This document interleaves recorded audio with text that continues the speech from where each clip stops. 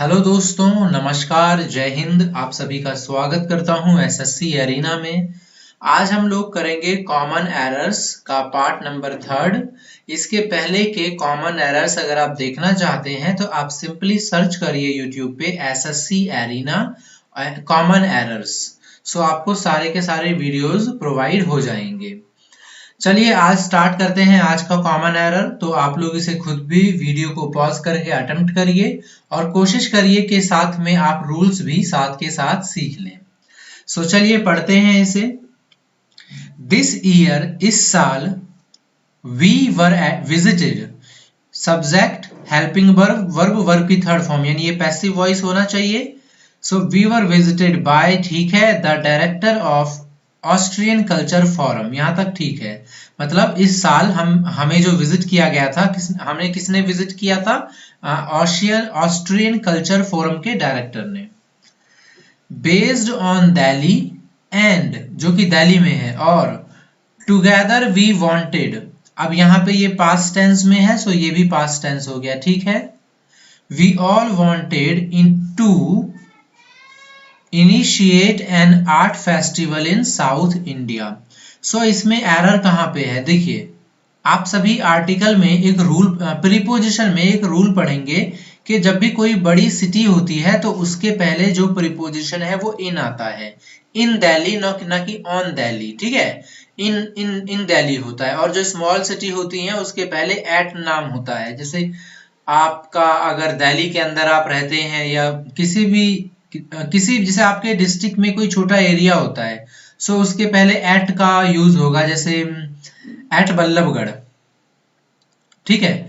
लेकिन बड़े सिटीज के नाम से पहले आपका हमेशा इन आता है, जैसे इन दिल्ली, इन बैंगलोर, इन फरीदाबाद। सो यहाँ पे सही कैसे होगा आपका? इन दिल्ली, ऑन की जगह आप इन लगाएंगे।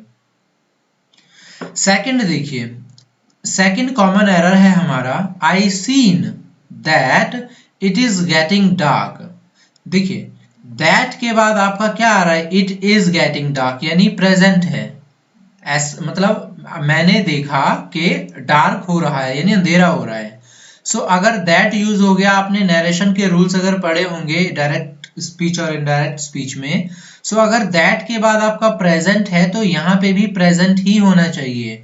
और प्रेजेंट कैसे रिप्रेजेंट करता है? वर्ब की फर्स्ट फॉर्म। सो आई सी होगा। आई सी, मैंने देखा है कि इट इज गेटिंग डार्क, कि अंधेरा हो रहा है। सो आई सी, ये नरेशन का रूल है। अगर आपने नरेशन नहीं किया तो फटाफट कर लीजिए, बहुत इंपॉर्टेंट है।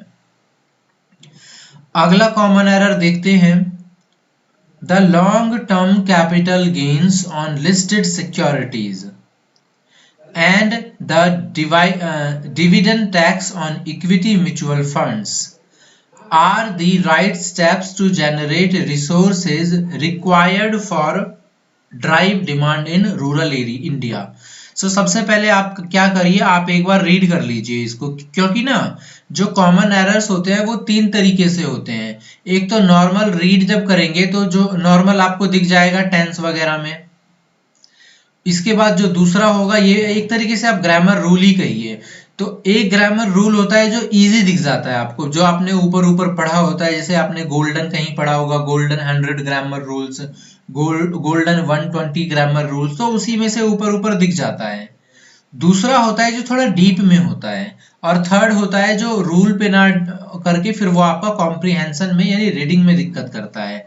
सो आप एक बार पढ़ लीजिए और चेक करिए क्या ये आपको रूल में ही गलती मिल रहा है कहीं। सो रूल में देखिए आप यहाँ पे फॉर ड्राइव। सो अगर आपने प्रीपोजिशन पढ़ा होगा तो आपने उसमें पढ़ा होगा कि किसी भी प्रीपोजिशन के बाद टू के बाद V1 आता है, लेकिन इसके अलावा कोई प्रीपोजिशन होगा तो आपका आएगा जीरंड, यानी कि DRIVING। फॉर के बाद क्या आएगा? Driving. So required for driving demand in rural India. So आप अगर यहीं पे कहीं ढूंढते रह जाएंगे ऊपर ये सोच के कि यार बड़ा सेंटेंस है, तो फिर टाइम वेस्ट होगा। आप एक बार पहले पढ़ लीजिए और चेक करिए, क्या पता जो एकदम आपका बेसिक रूल होता है उसी से आंसर आपका आ जाए। जैसे यहाँ पे आ भी गया, फॉर ड्राइविंग होता है ना कि फॉर ड्राइव। ठीक है, प्रीपोजिशन पढ़ लीजिएगा आप लोग। अगला देखते हैं, नेक्स्ट है the first and decisive step, मतलब पहला जो निर्णायक स्टेप लिया गया था किस चीज में, in the expansion of Europe, मतलब जो यूरोप का बढ़ाना, फैलाव, विस्तार करना, कहाँ पे, ओवरसीज, यानी दूसरे देशों में यूरोप का विस्तार करना। वॉज, ये आपका बिल्कुल सही है। अब ये मत सोचिएगा यहाँ पे एंड है तो दो सब्जेक्ट होगा तो हम यहाँ पे वर लगाएंगे, नहीं। अगर द एक बार आया है तो ये सारा का सारा आपका एक ही सब्जेक्ट कहलाएगा। आर्टिकल में आप पढ़िएगा, ये आर्टिकल का रूल है। जैसे मैं आपको बताता हूं, द डायरेक्टर एंड मैनेजर। सो ये जो है ना, ये दो सब्जेक्ट नहीं है, एक ही सब्जेक्ट है। कैसे, द एक के पहले लगा है ना, तो ये एक ही व्यक्ति है जो डायरेक्टर भी है, मैनेजर भी है। अगर दो होना होता ना तो यहाँ भी दो लगता, the director and the manager. So यहाँ पे एक ही बार द है, मतलब सब्जेक्ट एक ही है, तो बहुत सही है। द ओवरसीज, उस पे जो डिसाइसिव स्टेप था वो था the conquest of Atlantic ocean, मतलब जो पहला निर्णायक स्टेप था यूरोप को ओवरसीज में फैलाने का, वो क्या था, जीतना अटलांटिक ओशियन को, क्योंकि अटलांटिक ओशियन जीत लिया तो सब कुछ जीत लिया।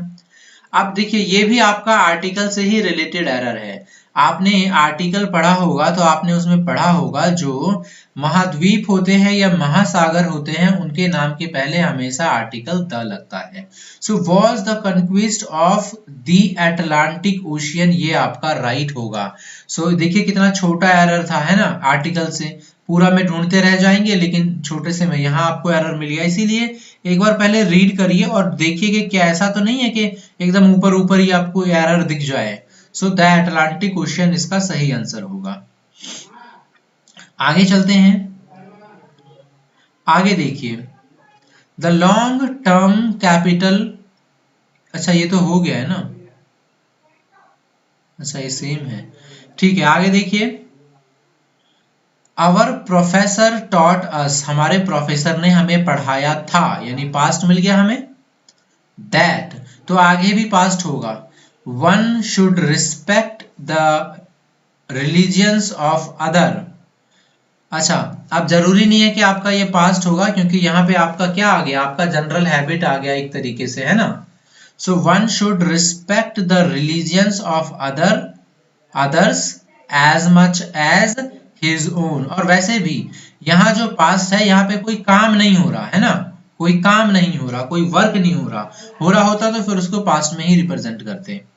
सो वन शुड के बाद वर्ब की first form, one should respect the religions of others as much as, जितना वो करता है अपना।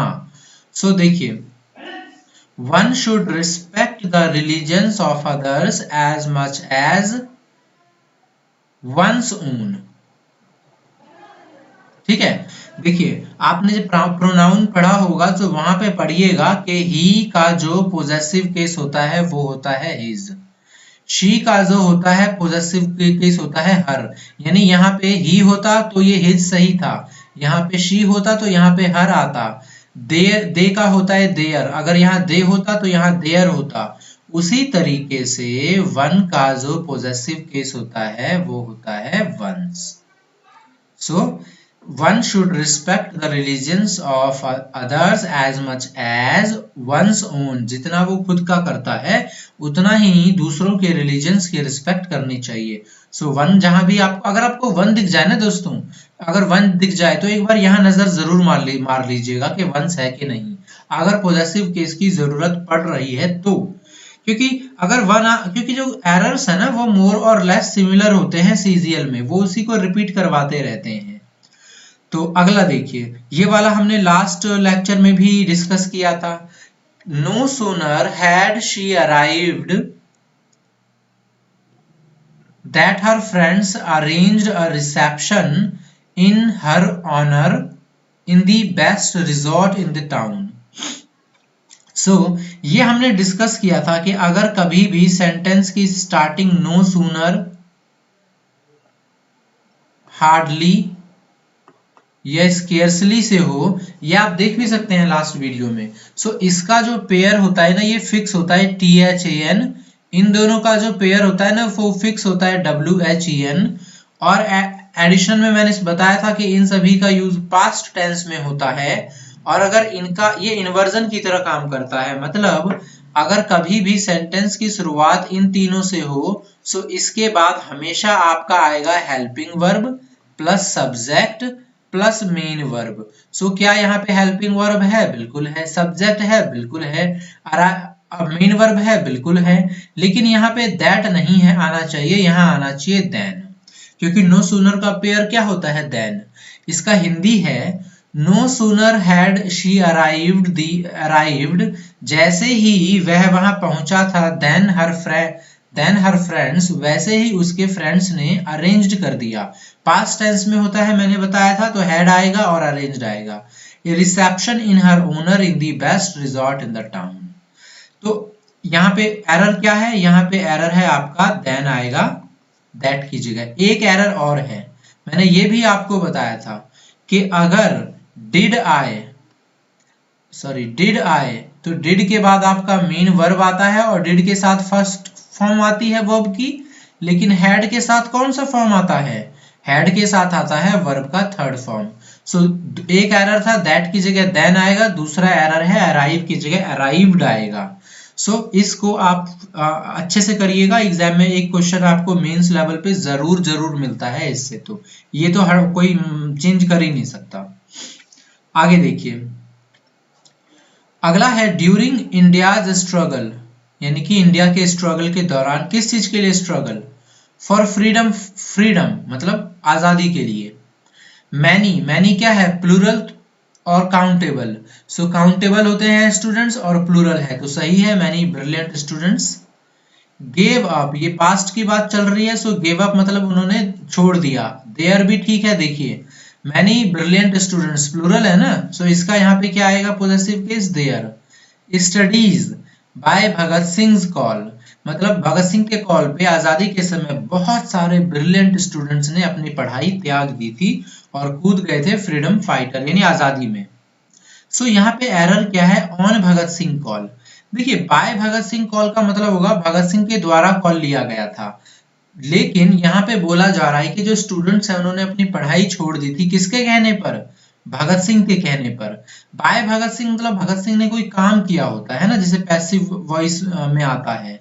ऑन कॉल का मतलब होता है, ऑन समवन कॉल का मतलब होता है कि किसी की आवाज पर कुछ करना, तैयार रहना।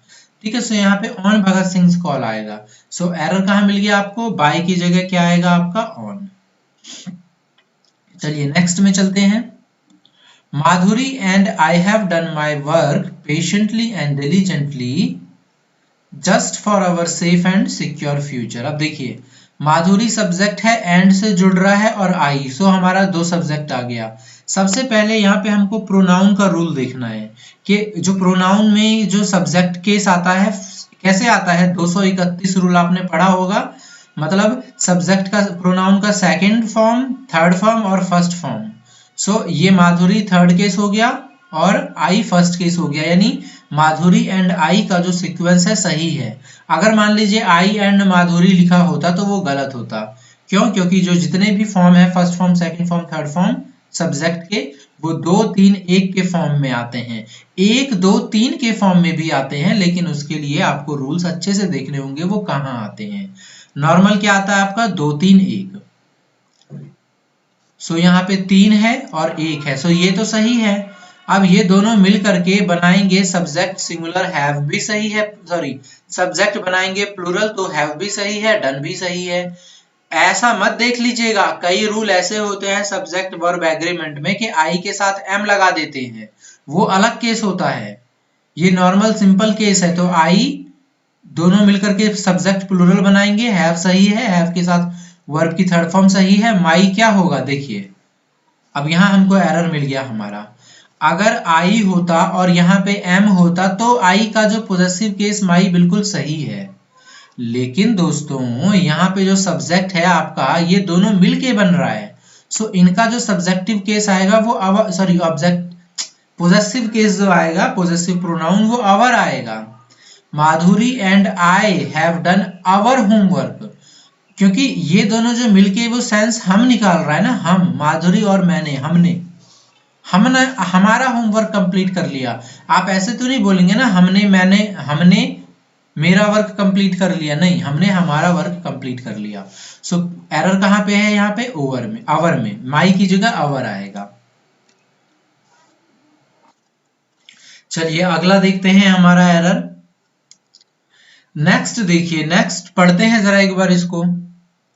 Sunita is feeling little comfortable today, क्योंकि ये प्रेजेंट की बात चल रही है तो इज सही है, क्योंकि वह है बीमार इसीलिए वह she can perform her work, इसीलिए वो अपना जो काम है कब कर सकती है, after having some rest for a while. कहां पे ढूंढ सकते हैं अब आप एरर, जरा बताइए। देखिए सबसे पहले ना आप जब ग्रामर के रूल्स करना शुरू करेंगे ना तो आपको कुछ ऐसे वर्ड्स मिलेंगे कि जिसको देखते ही आपको स्ट्राइक आएगा कि हो ना हो इससे एरर ले सकते हैं। Sunita is feeling little comfortable, अब लिटिल यहाँ पे एक वर्ड आ गया है तो ये आपको पता होना चाहिए, क्योंकि कॉमन एरर में अगर लिटिल आपको दिख गया ना तो समझिए कि 90% चांसेस हैं कि एरर यहीं से उठाया गया होगा। सो लिटिल क्या होता है, अनकाउंटेबल, तो इसके बाद अनकाउंटेबल चीजें आनी चाहिए जिसको काउंट नहीं किया जा सकता। लिटिल का मतलब, अच्छा इसका मतलब क्या हुआ कि सुनीता फीलिंग मतलब लिटिल अनकंफर्टेबल है टुडे, मतलब थोड़ा वो सही फील नहीं कर रही है। तो आपको एक्चुअल में इस सेंटेंस का मीनिंग मैं बताता हूँ। इस मीनिंग का मतलब है कि सुनीता बिल्कुल ठीक है। जी हाँ, इस सेंटेंस का मतलब है सुनीता बल्कि बिल्कुल ठीक है, जबकि सेंटेंस के सेंस से हम समझ चुके हैं कि यहाँ पे वो ठीक नहीं होनी चाहिए, वो खराब होनी चाहिए थोड़ा। सो ए लिटिल, अगर मैं ए लिटिल लगा दूंगा तो इसका मतलब है कि वो थोड़ी अनकंफर्टेबल फील कर रही है। अगर मैं सिर्फ लिटिल लगाऊंगा तो इसका मतलब है वो बिल्कुल ठीक है, उसको कुछ नहीं हुआ है। सो ये थोड़ी छोटी छोटी चीजें हैं जो आपको पता होनी चाहिए। मैंने रूल करवाया भी है ये वाला। तो और अगर जानना है डिटेल से इसके बारे में तो आप मुझे कमेंट कर सकते हैं, मैं आपको बता दूंगा। तो यहाँ पे एरर कहाँ है, ए लिटिल। लिटिल का मतलब होता है कुछ भी नहीं, ए लिटिल का मतलब होता है थोड़ा। तो ये वाला रूल भी आप अच्छे से याद रखिएगा।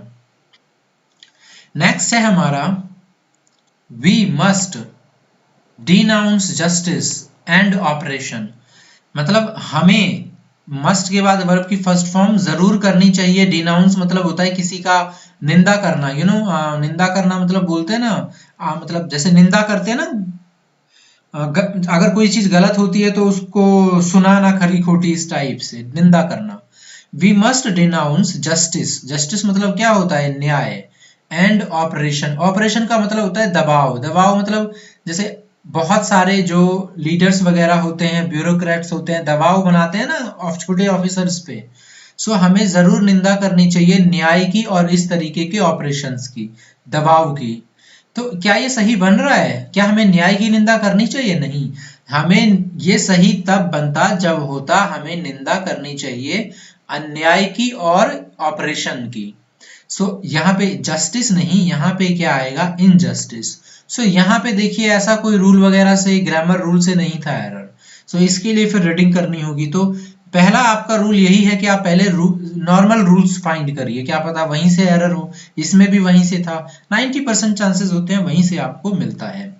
तो अभी देखिए हमने आज भी कॉमन एरर 10 कर लिए हैं। आई होप आपको अच्छा लगा हो सेशन, बताइए कैसा लगा। अच्छा लगा तो do like, do subscribe, do share, comment करके जरूर मुझे बताइएगा सेशन कैसा लगा। मिलेंगे अगले सेशन में with some more common errors.